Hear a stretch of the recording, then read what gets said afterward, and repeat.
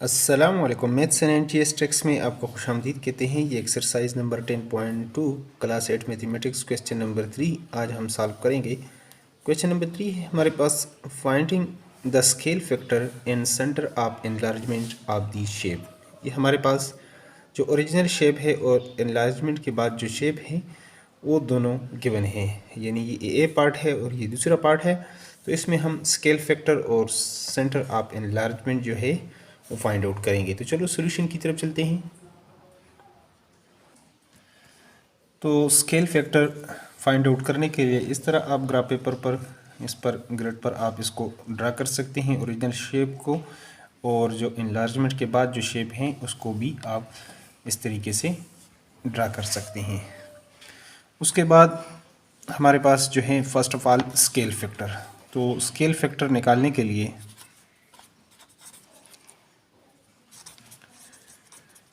आप क्या करेंगे, ये जो इसकी जो हाइट है, लेंथ या बेस का, ये आपने इसी पर जो आपके पास इनलार्जमेंट के बाद जो शेप है उसकी और जो ओरिजिनल शेप है इस पर आपने डिवाइड करना है। फॉर एग्जांपल अगर इसको मैं लेता हूँ तो यहाँ से इसकी जो हाइट है 1 से लेकर 6 तक है, तो 6 डिवाइडेड बाई, और ये 1 से लेकर यहाँ तक 4 तक है, मतलब 1 2 3। क्योंकि 0 से ये नहीं है तो एक मतलब लेंथ आप 1 सेंटीमीटर, 4 से 1 निकालेंगे 3, यानी इसकी हाइट 3 है।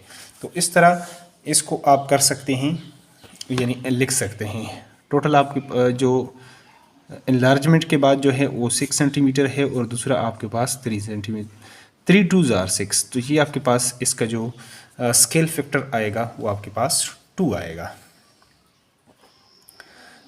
अब इसके बाद आप निकालेंगे सेंटर ऑफ एनलार्जमेंट। तो सेंटर ऑफ एनलार्जमेंट के लिए, सेंटर ऑफ एनलार्जमेंट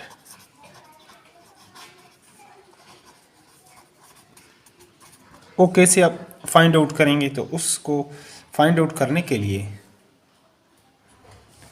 तो सेंटर ऑफ एनलार्जमेंट के लिए आप जो पॉइंट है आपके पास उसके करस्पॉन्डिंग पॉइंट से आप मिलाएंगे।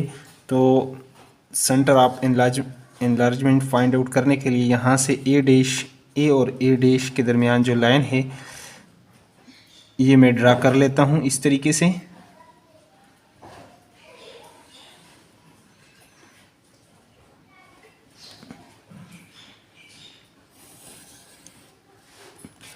तो यहाँ पर ये लाइन मैं लगा चुका हूँ।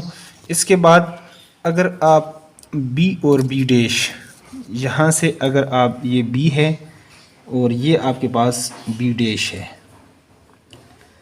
तो इनके दरमियान भी ये लाइन मैं ड्रा कर लेता हूँ इस तरीके से।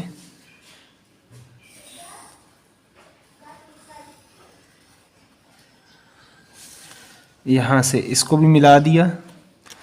अब इसके बाद सी और सी डैश है, तो सी और सी डैश को भी हम मिला लेते हैं। सी और सी डैश,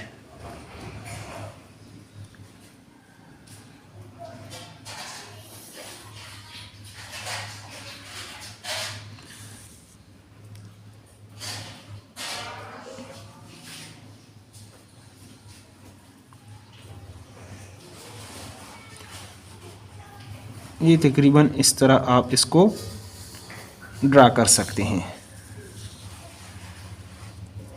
जो इससे पहले लाइन थी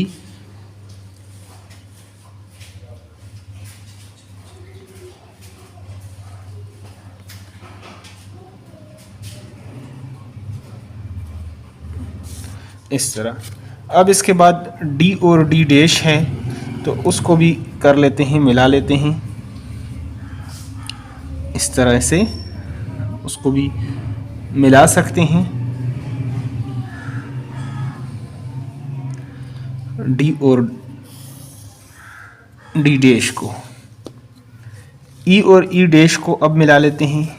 ई हमारे पास ये है ई, और ई डैश हमारे पास ये है। इसको इस तरह आप मिलाएंगे।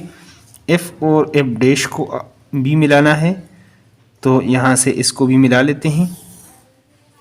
इस तरीके से आप इसको मिला सकते हैं।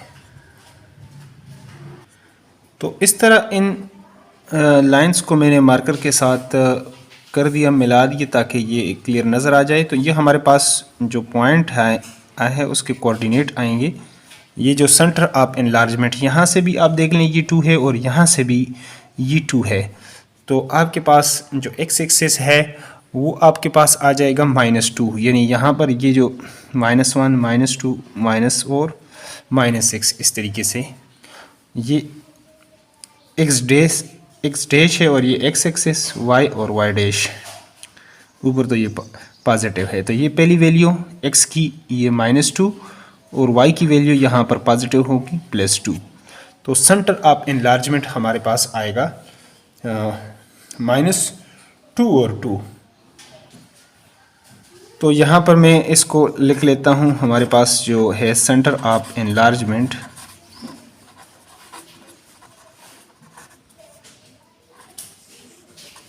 वो आ गया P पॉइंट हमने लिया, उसके कोऑर्डिनेट -2 और 2, ये हमारे पास इसका आ जाएगा सॉल्यूशन। अब इसके दूसरे पार्ट की तरफ, B पार्ट को भी जल्दी से सॉल्व कर लेते हैं, उसका भी स्केल फैक्टर निकाल लेते हैं और सेंटर ऑफ एनलार्जमेंट।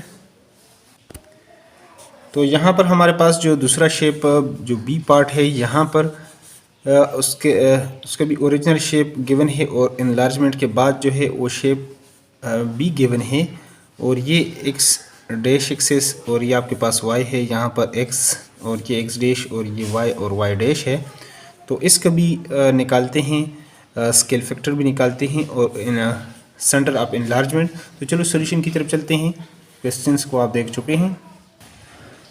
तो इन दोनों का यहाँ पर ये आपके पास जो ओरिजिनल शेप है और ये आपके पास जो एनलार्जमेंट के बाद जो शेप है, इसका अगर आप निकालना चाहते हैं स्केल फैक्टर, तो ये जो लेंथ है इसको इस पर आप डिवाइड कर लें। देखिए ये जो लेंथ है यहाँ से ये 1 से स्टार्ट हो रहा है आपके पास, ये 1 से लेकर 2 तक ये एक पॉइंट बनेगा, और ये यहाँ से लेकर 2 पॉइंट ये होंगे और 1 पॉइंट ये, तो 4 इस तरह ये हमारे पास 4 सेंटीमीटर ये जो इसकी आ जाएगी हाइट, और इसकी देखें ये 1 और 1 ये, तो ये टोटल 2। तो इस तरह आप स्केल फैक्टर हमारे पास इसका होगा, स्केल फैक्टर वहाँ पर वो हमारे पास जो इनलार्जमेंट के बाद जो शेप है वो 4 सेंटीमीटर और इसकी 2, तो 2 2s are 4, तो ये हमारे पास आ जाएगा 2। अब हम चलते हैं इसकी तरफ, सेंटर ऑफ एनलार्जमेंट की तरफ चलते हैं। तो सेंटर ऑफ एनलार्जमेंट हमारे पास आएगा, सेंटर ऑफ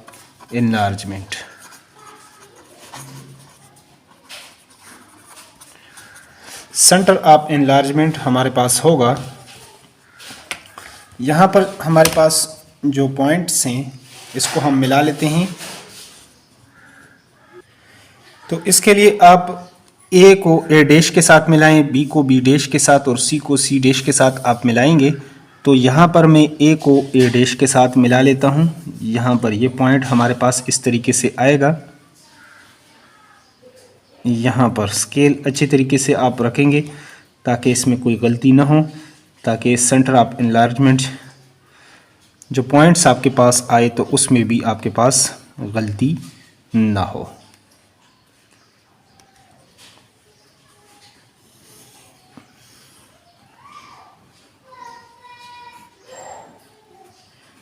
यहाँ तक आप कर लें, तो आगे भी इसको आप बढ़ाना चाहें तो यहाँ पर हमारे पास ये मौजूद है। बस यहाँ तक भी बहुत है। आगे दूसरे पॉइंट को B डैश के साथ मिला लेते हैं। तो इस तरह B को B डैश के साथ आपने मिलाना है अच्छे तरीके से। तो इस तरह आप इसको मिला सकते हैं। अब C को C डैश के साथ मिलाना है, तो C को हम C डैश के साथ मिला लेते हैं। यहाँ पर आप इसको देखेंगे